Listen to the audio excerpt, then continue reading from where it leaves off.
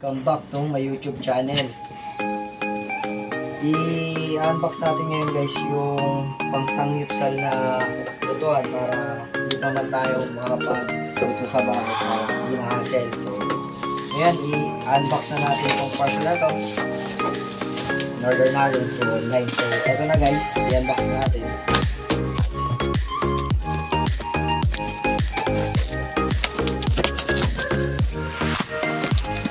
Ito siya guys. Meron.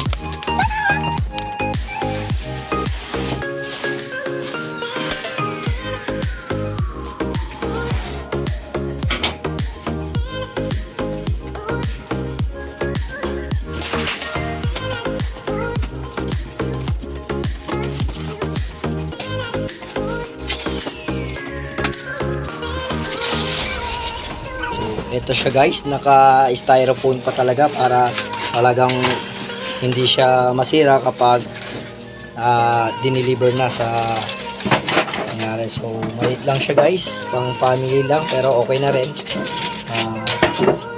Yan siya guys. So i-assemble lang natin ito itong takip na to. Madali lang yan, tapos ito yung saksakan niya guys.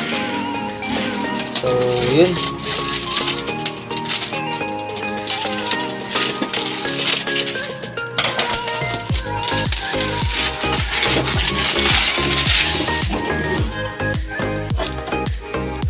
So, ito siguro yung ano niya guys, yung kung saan matatapon yung ano niya guys, yung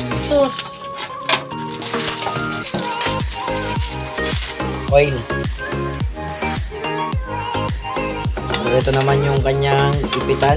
I-assemble lang to guys. Tapos, ready na. So, assemble ko lang to guys. Ayan guys, na-assemble na natin. Ito yung lagayan ng ng mantika, tapos dito siya matatapon. Tapos ito, in-insert lang natin to sa may hole. Kasi ito din yung saksahan niya papunta sa kuryente kasi nga electric nga siya. So, yun guys, subukan na natin itong ating sangyup. So, yun na siya guys. Ginagamit na natin ang ating sangyup.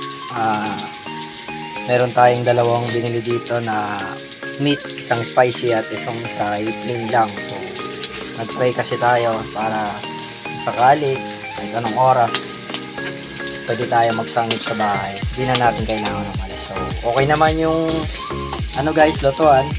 Electric siya. So I think hanggang dito na lang ang ating vlog guys kasi magluluto pa ako. So kung nagustuhan nyo ang ating unboxing lutuan ng sangyup, hanggang dito na lang guys. Eto guys, eto talaga is pang may sabaw, pero since di tayo nakabili ng pang sabaw, ginamit na rin natin kasi sabay siyang umiinit. So hanggang dito na lang guys ang ating vlog. Kung nagustuhan nyo ang ating unboxing, WLS po tayo. Watch, like, share, and subscribe. Bye guys!